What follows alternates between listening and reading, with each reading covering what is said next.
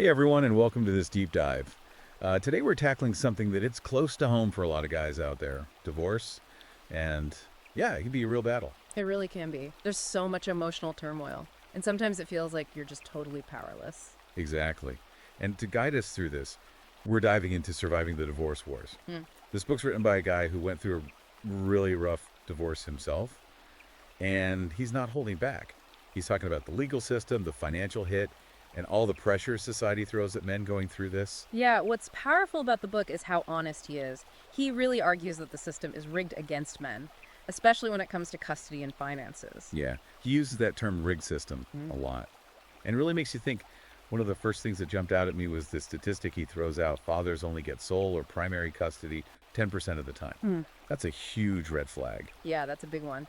And it makes you question how societal expectations and the legal system are working. Historically, mothers were seen as the primary caregivers, but roles are changing, and it seems like the system hasn't caught up. Right. And that ties into the financial drain. He talks about alimony child support.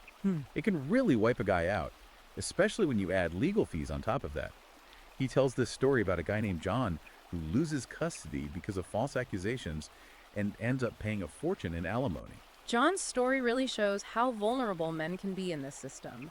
It's not just about the money, it's about the emotional impact, feeling trapped, the potential for being taken advantage of. It's like the system assumes you're guilty until proven innocent, and the burden of proof is on the man.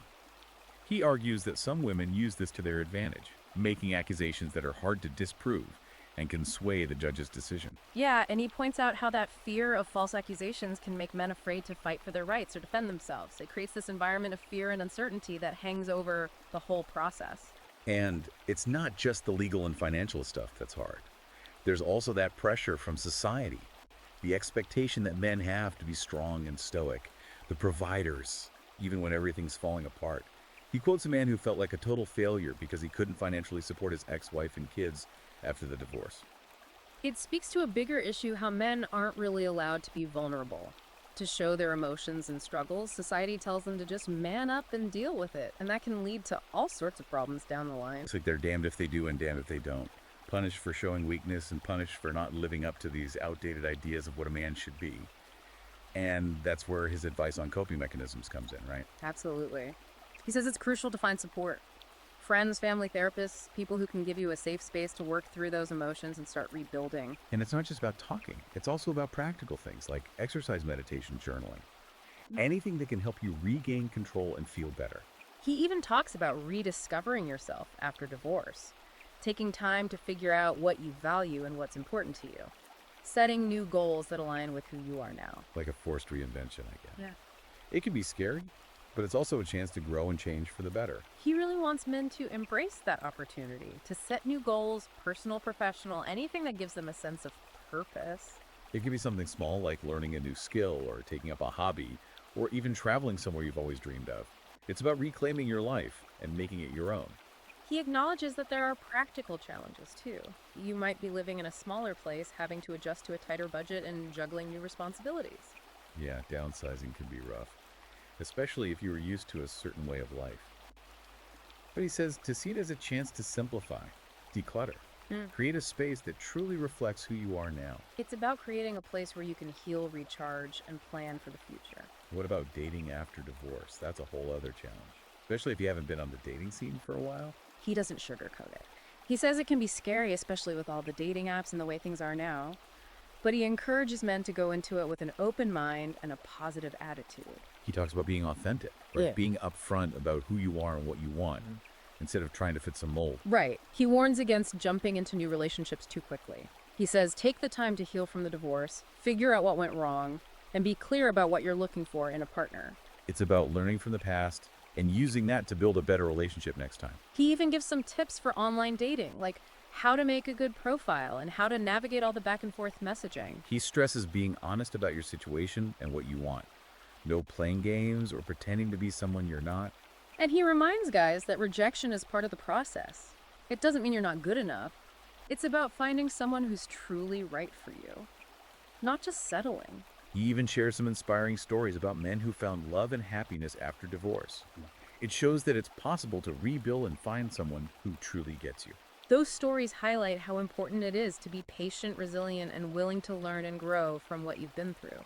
So even though divorce can feel like the end of the world, this book shows that it's not. It's a chance to start fresh, redefine yourself, and build a life that's even better than before. It's about taking control, embracing the challenges, and coming out of it stronger and wiser. Welcome back to our deep dive into surviving the divorce wars. In part one, we talked about some of the harsh realities of divorce, the power imbalances, how men can be taken advantage of. Yeah, it can feel pretty overwhelming, like walking into a war zone without any armor. But as we go deeper into this book, we see that it's not all doom and gloom. The author offers some really smart strategies for coping with the emotional fallout and getting your life back on track. He starts by saying that healing begins with acknowledging the emotional damage. He compares divorce to a train wreck, Wow. sudden, devastating, and you're left feeling completely lost. That's a really powerful image. It captures the shock and trauma so many men go through, especially if they didn't see it coming. And he argues that society doesn't really give men the tools to deal with that kind of emotional trauma. They're expected to just brush it off, bury their feelings, and keep going. Yeah, that whole man up thing. Right.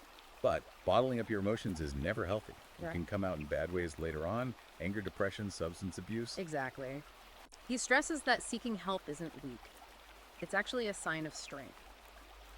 He encourages men to find a therapist, join a support group, or even just talk to a friend or family member, someone they trust.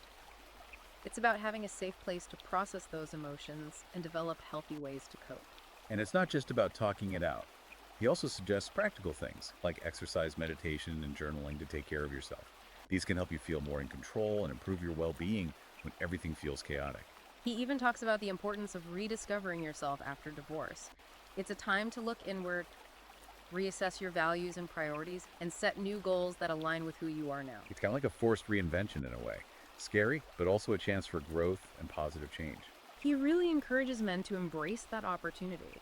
To set new goals, personal, professional, whatever, gives them a sense of purpose and direction. Yeah, it could be as simple as learning a new skill, taking up a hobby, or even traveling to a place you've always wanted to go.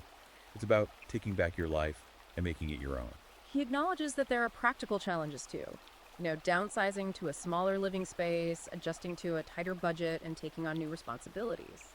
Downsizing can be tough, especially if you were used to a certain lifestyle.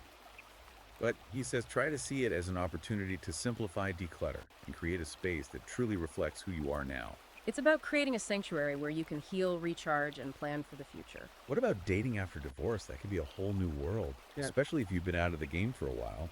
He doesn't shy away from the challenges. He says it can be intimidating, especially with all the dating apps and new social norms. But he encourages men to approach it with an open mind and a positive attitude. Be authentic, right? Mm-hmm. Be upfront about who you are and what you're looking for. Don't try to be someone you're not. Exactly. He warns against rushing into new relationships too quickly. He says, take your time to heal from the divorce, figure out what went wrong, and be clear about what you truly want in a partner. Learn from your mistakes so you can build a healthier and more fulfilling relationship in the future. Right. And he gives some practical tips for online dating, creating a good profile, navigating all those messages. Yeah, he says be upfront about your situation and your expectations. No need to play games or pretend. And he reminds men that rejection is part of the process. It's not personal. It's about finding the right person for you, not just settling for anyone. And he shares some really inspiring stories about men who found love and happiness after divorce. Proof that you can rebuild your romantic life and find someone who truly understands and appreciates you. Those stories really show how important it is to be patient, resilient, and willing to learn and grow from your experiences. So even though divorce can feel like the end of the world, this book reminds us that it's not. It's a chance to start fresh, figure out who you are, and create a life that's even better than before. It's about taking control of your life, embracing the challenges, and coming out of it stronger and wiser. All right, so we're back for the final part of our deep dive into surviving the divorce wars. We've talked about the emotional side of things and the practical stuff about rebuilding, but there's one more big piece we got to cover: the legal battle. Yeah, that's where things can get really nasty, especially with false accusations and a system that often feels stacked against you. And of course, the fight for your rights as a father. It's a minefield. Yeah. One wrong step and everything blows up. The book really stresses how important it is to be prepared. and to have the right lawyer on your side. Oh, absolutely. He's super adamant about that. He even compares false accusations to IEDs. IEDs, like bombs. Exactly. Hidden threats that can just explode and cause massive damage. That's a powerful image. Right. It really shows how serious this is and how important it is to be careful. So what can guys do to protect themselves from these IEDs? Documentation, he says, is key. Keep records of everything. Emails, texts, social media posts. Even write down notes about conversations you have. Create a paper trail to prove those claims are false. It's like building your defense brick by brick. Right. And he also talks about gathering any physical evidence that supports your case. Photos, videos, eyewitness accounts, anything like that. Anything that can back up your story. Yeah. And most importantly, he says, find a lawyer who specializes in men's rights and false accusations. Someone who knows how to fight those claims in court. Level the playing field. Yeah. Have someone in your corner who can really fight for you. But even with the best lawyer, the system itself can be really intimidating. He's honest about that. He talks about the biases that exist, the laws that are outdated, and even the fact that some judges might be more sympathetic to one side over the other. It's discouraging. It can feel like you're fighting an uphill battle from the start. But he says don't give up. Be informed, understand the system, play by the rules, but be strategic too. Knowledge is power, especially in a legal fight. He says it's crucial to know the laws in your state, because divorce laws can be really different from place to place. And of course, having a good lawyer, even if it seems expensive, is really important.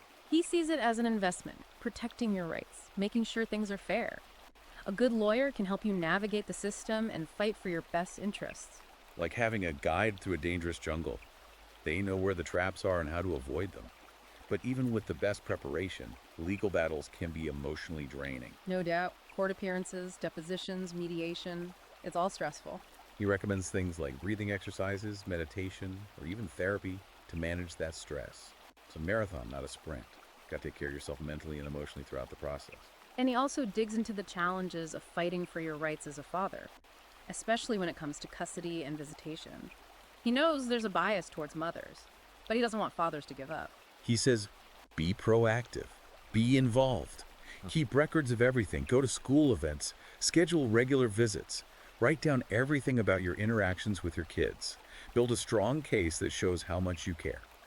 He even suggests finding support groups or online communities for fathers going through divorce. Talking to other guys who get it can be really helpful. To remind you that you're not alone in this. There are other people who've been there and made it through. And that brings us to his final message. He talks about the importance of self-improvement during and after the divorce. And he's not talking about trying to be someone you're not. It's about personal growth, healing, becoming the best version of yourself. He suggests finding new hobbies, going back to school, or pursuing career goals. Maybe even going to therapy to deal with any issues that might have led to the marriage ending. It's about taking control of your life, your choices, your future, creating a life that makes you happy and gives you a sense of purpose. He wants men to see that divorce, as painful as it is, can be a chance for positive change. It's a chance to learn from your mistakes, rediscover your passions, and become a stronger, more resilient, and more authentic you. Turning a bad ending into a brand new beginning. So as we wrap up this deep dive into surviving the divorce wars, I hope you're feeling empowered, not defeated.